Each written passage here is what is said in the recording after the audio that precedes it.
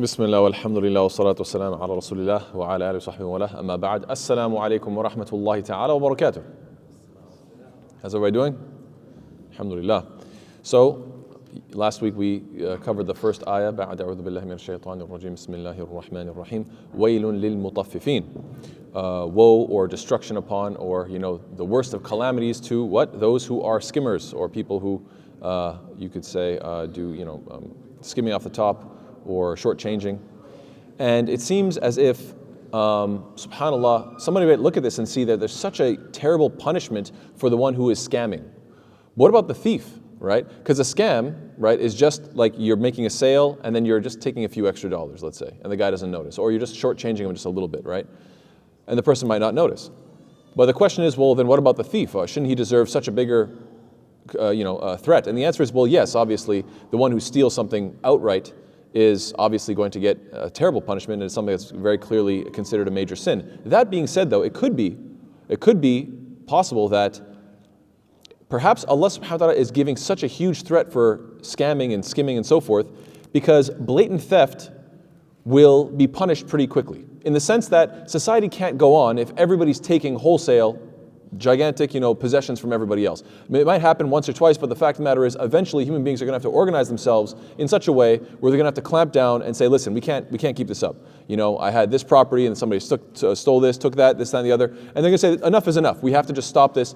But the difference is that when it comes to shortchanging, it can be overlooked, and because it can be overlooked, it can become normalized. It's something that you can sort of get acclimated to, slowly but surely, and this is what really destroys a society. Of course, I'm not saying that theft is good, obviously. It's obviously a major sin. But the point is that societies can't function if theft is just legal.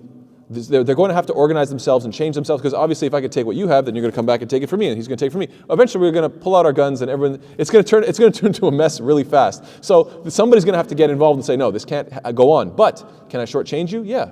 But he can shortchange me, and so on and so forth. And it can all get overlooked. And it goes back to that analogy of the frog in water. I'm sure we've all heard it before. If you take a frog, put it in hot water, what happens? The frog jumps out. Why? Because the sudden change in temperature, it feels it jumps out. However, if you take that same frog, put it in some water that is, let's say, cooler, that he's more acclimated to, and then slowly heat it up. Slowly but surely just heat it up. What happens? They say that the frog won't notice it, and it'll eventually become boiled and die. And so the whole idea is that evil, when it is slow and gradual, what happens is it becomes more palatable, and therefore human beings, unfortunately, it causes worse destruction. And Allahu A'lam, that seems to be the case. That seems to be a reasonable hypothesis, and Allah knows best. The next ayah, Allah Ta'ala says, الَّذِينَ إِذَا اكْتَالُوا عَلَى النَّاسِ يَسْتَوْفُونَ. Now, the word mutaffifin already explained the crime. It described the crime of skimming off the top, shortchanging, however you want to say it. Yet Allah subhanahu wa ta'ala takes these next few ayat to do what? To spell it out more. One reason might be because the crime is subtle, and therefore a subtle crime needs to be dissected under the microscope. The whole idea is that you're taking something subtle. No, let's dissect it. So you can even see the psychology of this, that when people skim in a small way, no, pay attention, focus, what happened here. So Allah Ta'ala goes into detail. الَّذِينَ إِذَا اكْتَالُوا عَلَى النَّاسِ يَسْتَوْفُونَ, going into more detail. And also, there may be many examples of tatfif. We talked about that last week. About tatfif can be done in many different ways. You could even be somebody who shortchanges in your salah if you go quickly, and so on and so forth. If you're not paying attention, and many different examples we gave. However, that being said, it seems that Allah Ta'ala is highlighting and specifying one that is going to resonate with us a lot, that we're going to understand very clearly, one that is probably very prevalent in society. So Allah Ta'ala is giving one example to sort of really clarify this issue. Now, the verb iktala means to measure, and it usually comes with the harf that comes with it is min. Iktala min. So it means that he took measure from a certain person, minhu, let's say, from him. However, it's ala here. الَّذِينَ إِذَا اكْتَالُوا ala, not min النَّاسِ. It's ala النَّاسِ. Why is the ala used? Because ala implies what? Against. I am taking measure against people in full. Now, what is that referring to? So this individual, he will shortchange others, but when it's his turn to go to the store, not only will he make sure that he's getting it in full, but he's going to bully his way into getting it in full. I'm sure we've all seen people who, I'd like to speak to your manager. You know what, I want a discount. This has a little scratch on it, and if I'm going to get this, then I want to get something extra with it. What are you going to offer me as a discount? I'm sure we've all seen these type of people taking the line up, making things long and frustrating, and everybody's like, man, just get over it, man. It's like 25 cents. But they some people are like this. They want everything in absolute full. And so yes, these type of people are very well known. and they want to get what they deserve and even a little bit more than what they deserve. الَّذِينَ إِذَا اكْتَالُوا عَلَى النَّاسِ يَسْتَوْفُونَ. I want to get everything or everything that I perceive that I deserve. Wallahu ta'ala a'lam bis-sawab. Another possibility is that the ala is ala al-nas, I should say, is mutaqaddimah. It's been advanced. So the sentence would be, or the expected sentence would be, الَّذِينَ إِذَا اكْتَالُوا يَسْتَوْفُونَ عَلَى النَّاسِ. But the ala al-nas yastawfun has been advanced. Wallahu ta'ala a'lam bis-sawab. That could be why the ala is there. Allah knows best. Anyway, also iktala, the verb itself, yarhamukallah.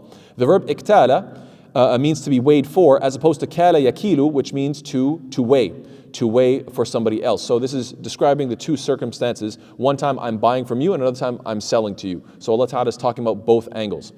And what is being measured? What is being measured isn't mentioned. It's just considered a makil, a measurement of some kind of good, whether it be dates or fruits or whatever the case is. So yes, there are many different ayat in the Quran, which goes to show how big and prevalent of an issue this is. That there are many different ayat in the Quran that talk about being fair and just in the way you measure and balance things. Allah Ta'ala says, وَأَوْفُوا الْكَيْلَ وَالْمِيزَانَ بِالْقِسْطِ, that and give full measure and weigh in justice. Allah says, وَأَوْفُوا الْكَيْلَ إِذَا كِلْتُمْ وَزِنُوا بِالْقِسْطَاسِ الْمُسْتَقِيمِ ذَلِكَ خَيْرٌ وَأَحْسَنُ تَأْوِيلًا, and give full measure when you measure, and weigh with an even balance. That is the best way and gives the best results. Allah Ta'ala says, أَلَّا تَطْغَوْا فِي الْمِيزَانِ. Allah Ta'ala talks about how He gave balance to this whole world, how everything has been created so delicately and precisely, and then says what? أَلَّا تَطْغَوْا فِي الْمِيزَانِ, so that you do not transgress within the balance. In other words, I'm keeping you people balanced in the way you're designed, in the way this planet works, in the way the water gets evaporated and rains down upon you and grows these beautiful crops. Do you notice how, subhanAllah, everything's balanced in your existence? And so Allah Ta'ala is saying there, why? To teach you a lesson. You stay balanced as well and be fair. وَأَقِيمُوا الْوَزْنَ بِالْقِسْطِ وَلَا تُخْسِرُوا الْمِيزَانِ. That Allah says, and establish weight in justice and do not make deficient the balance. Then Allah Ta'ala says what? وَإِذَا كَالُهُمْ أَوْ وَزَنُهُمْ يُخْسِرُونَ. However, on the flip side, so when they are buying something, I want to talk to your manager, I want the best of the best, I always want things in full, and sometimes even more than full. But then when it's their turn, وَإِذَا كَالُهُمْ, or if they give by measure or by weight to others, to أَوْ يُخْسِرُونَ, that they cause loss. In other words, they are skimming. So yes, the last verse was about the mutaffif being a customer. Now they are the seller. Now the interesting thing here is, again, the language, you have to pay close attention to it. So the last one was interesting, was the ala. The ala was implying what? That they were kind of bullying. Now here you have kalu, you would expect kalu lahum. That's the normal usage of the verb. You'd expect kalu lahum and wazanu lahum. But without the harf jar of the lam, it's as something else is being said here. It's as if something is missing. Why? Because that's exactly the point. When they do something, there's always something missing. So that's one implication. Wallahu ta'ala a'lam. Allah Ta'ala, you could say, is almost painting a picture here, that removing the harf jar, why? To let you know, hey, something was missing. That seems odd. And that's exactly the point. A second reason that I think is, wallahu ta'ala a'lam, quite interesting and quite possible is what? The expected sentence is kalu lahum, but Allah Ta'ala removes the lam and just says kaluhum. Why? Because perhaps the lam is missing, as if Allah is saying the crooked seller isn't just measuring the weight and measuring and weighing the product, he's also measuring up, sizing up and weighing the customer. Kaluhum, I'm figuring you out. I'm sizing you up. I'm checking to see if you're paying close attention, if you are the shrewd type of individual, if you're a discerning individual, or if you're a person in ghafla, heedless, not really paying much attention. So kaluhum literally means that he is sizing, he is weighing them. He's sizing them up. He's measuring them. So as the guy's supposed to be doing his measurements to see, okay, this much gold for this much, fruit or whatever the case is, he's supposed to be weighing this person, but this measurement, he's actually weighing the guy, saying, is this guy paying attention or not? And the whole idea is what? If the seller considers the person a sucker, essentially, he's going to say, I'm going to scam him as hard as possible. But if the person is shrewd and discerning, he'll cheat him very little or maybe not even at all. So yes, the fact that these two qualities are mentioned successively implies that this person will do these things back to back, which shows that this person is ignoring their blatant hypocrisy. Imagine 1 minute you go to the store and you make a big deal and make everybody stop and stare at you. Why? Because you're screaming for an extra little discount. Why? Because, one thread was out of, sync with the rest, whatever the case is. Then meanwhile, you go back to your store and then cheat the person an extra $3, $4, $5. Meanwhile, in your mind, this is complete hypocrisy. I demand this is wrong, you're being a terrible seller, and so on and so forth, and you should do justice to your customers, and then you go and cheat somebody. So back to back goes to show they don't care at all about the hypocrisy. Nowadays, this kind of dishonesty is done in the marketplace, unfortunately, due to different companies having al-ihtikar, right, monopolies. They have a monopoly, so they do what? They inflate prices and they do price gouging. Unfortunately, this happens all the time. And of course, another one is manufactured obsolescence. Anybody know what manufactured obsolescence is? So let's say, for example, if you buy a phone, why is it that phones seem to break down the same near the same time? They could design it in such a way where it doesn't break down. They could design it in such a way where if it broke down, you could go inside of it, open it up, and then change the one part that's busted, right? But they design it in such a way that you can't exchange pieces and parts, you can't open it up, and that it's designed to break down after a certain amount of time, usually right around the time that the next one is going to be dropped, right? This is called manufactured obsolescence. It's designed to break down and fall apart at a certain time. And this is, subhanAllah, this is the opposite of ihsan. Ihsan is to do your best, but obviously if somebody is looking to make a buck, they're going to design it to break down after a certain amount of time. Yes, tatfif, we have to remember, can be done by the employee who expects full payment but cuts the corners at work, or the employer who skims from his employees but expects them to work very hard. It could be done by the teacher who wants their students to study hard and get straight A's, yet hardly puts in any work to teach, and never really prepares their lessons. It could also be by the friend who wants to have loyalty and loyal and helpful friends, but he himself isn't a good influence, and nor is he dependable. This could be from the parent who gives little attention to their children and yet expects the kid to be an angel, which is not very realistic. So subhanAllah, there are many different examples of tatfif, of people skimming or shortchanging people. This is such a prevalent issue that Allah subhanahu wa ta'ala told us the story of Shu'aib alayhi salam how many times in the Quran? How many times is the story of Shu'aib alayhi salam told?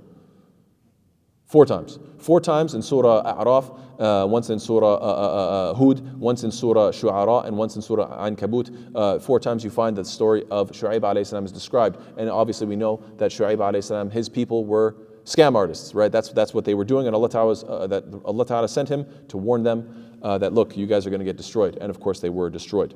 Yes, it's also interesting that they were destroyed the same way Thamud, the people of Salih alayhi salam, were destroyed. Allah Ta'ala even says that they were destroyed in the same way. Does anybody know what is the connection between those 2 people? Thamud and the people of Shu'aib alayhi salam. What's the connection between those 2 groups? Just an interesting factor. Small observation, but I just think it's interesting that the way Shu'aib alayhi salam and his people, the way they earned their money was corrupt, because they would skim and scam people and they would shortchange people. So the way they earned money was coming in, they would shortchange. And with the people of Thamud, their major sin was what? Their israf. They were wasteful in spending. So both of them had to do with money. Money in, money out. One of them was dirty the way the money was going in, the other one was dirty the way the money was going out, and Allah Ta'ala punished them the same way, which is really fascinating. Anyway, I just thought that was a fascinating little side point. This is mentioned in the contrast of it is in Surah Hud quite clearly. One day we'll talk about that in detail, inshallah ta'ala. So yeah, doing a monetary tatfif affects one's general attitude. We should remember this, that always being overly critical, always looking, did somebody trying to scam me? Because you have a guilty conscience. You would cheat others, so you're wondering if others are cheating you. And also, you're always seeking extra credit and extra praise for doing the absolute bare minimum, which is a very ugly quality to have. People like this, they might get what they want in the short term, but in the long term, you'll find that people just are repulsed by them. And so we always have to remember that you can go above and beyond the call of duty, which is to give al-fadl, or you could just do exactly what you're supposed to do, which is what? Al-adl, or you can do less than what you're supposed to do, and that is called tatfif. Yes. Then Allah Ta'ala says, أَلَا يَظُنُّ أُولَٰئِكَ أَنَّهُمْ مَبْعُوثُونَ. Do they not think that they will be resurrected? It's interesting that Allah Ta'ala says the words أُولَٰئِكَ. أَلَا يَظُنُّ أُولَٰئِكَ. أُولَٰئِكَ is ism ishara, which is like a these, those, right? Him, her, or that, right? These type of words are called ism ishara. But هَؤُلَاء means these people, right? Which indicates what? People that are close. Those people implies what? Somebody that is far. Allah Ta'ala specifically uses what? Those people who are far. أَلَا يَظُنُّ أُولَٰئِكَ. Don't those faraway people know? And why does Allah Ta'ala use this term? To show that they are distant from Allah's mercy, and also to foreshadow what? The fact that Allah Ta'ala is going to say that they are mahjubun, right? That they are people who are going to be screened from Allah Ta'ala on Yawm al-Qiyamah. We're going to get to that in ayah number 15. And the fact that Allah Ta'ala used the word يَظُنُّ, dhann means suspicion, right? So this implies that they don't even have the slightest consideration that perhaps they'll be held accountable. See, the fact of the matter is, if you have even dhann, even if you have some suspicion that you could be resurrected, and that you might be held accountable for your bad behavior. That should be enough to stop you. Why? Think about it. If someone's going to go in and steal something, right, from a store, and then they have suspicion that there is a security camera, do you think they're going to steal? No, they're going to say, I don't know that there's a security camera, but there's something up there. It might be a security camera, and that suspicion is enough for me to say, hey, I'm going to play it safe, right? So the fact that Allah Ta'ala is saying, what? أَلَا يَظُنُّ أُولَٰئِكَ أَنَّهُمْ مَبْعُوثُونَ? Do they not even consider the possibility that they will be resurrected and they're going to be held accountable for what they're doing? So is this not even in your consideration? That it's not even, like, did you even give it any thought whatsoever? SubhanAllah. So this goes to show what?